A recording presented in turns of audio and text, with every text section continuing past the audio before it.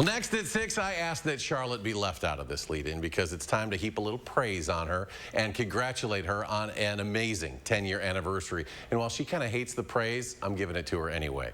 Faced with some very tough health moments for her son Giovanni more than 10 years ago, she and her husband Ron poured their hearts into giving back to others, planting the seeds of Gio's Garden and truly doing something good.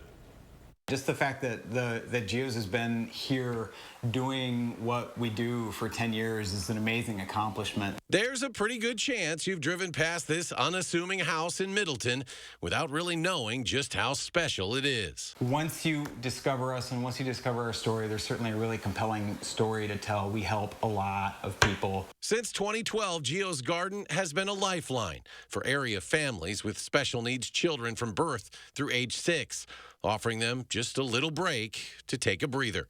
Gios gives the families a place to hand them off and know that they're going to be well cared for and happy, and you can go and do those things that you don't normally get to do.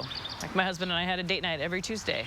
Hillary Burning brought her son Colin here, and he's among dozens of graduates. He just loved being here. And we'd go westbound on the Beltline, and we'd get very mad at us if we didn't bring him to Gios.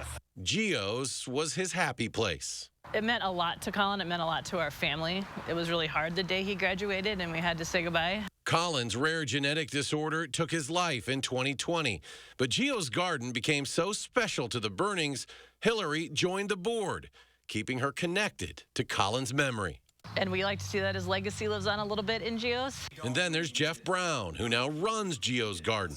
His son Ethan spent Saturday mornings here for 6 years. You know, we were able to go on bike rides or go to the farmer's market or just mow the lawn or sleep in. From its humble beginnings and its very first young guest, Amelia, right now, Gio's Garden is serving over 80 children. To serve that many kids, to be open as much as we are, 7 days a week, it's quite an amazing thing to just kind of keep going and keep going and keep going. And the inspiration to keep going grew from a selfless vision, inspired by this handsome fella, who remains very special to the News 3 Now family.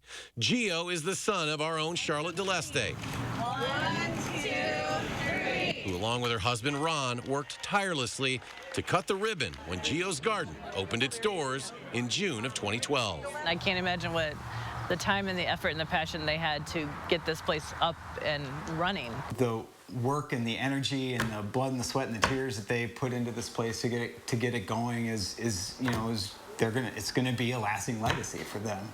And though they never built it for Gio to use, only for other families, that unmistakable Gio smile, his energy, rattles the walls. And if you look close enough, you may even see a familiar face hidden in this mural on the main floor.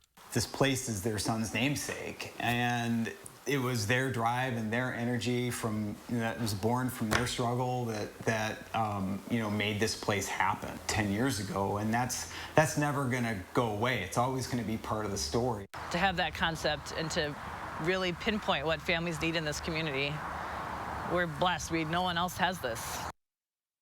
So, Charlotte and Ron, everyone associated with Gio's, congrats on doing something great for 10 years. Gio's always looking for ways to expand to the east side and to serve even more families. Congrats. We are so proud of you being affiliated with this.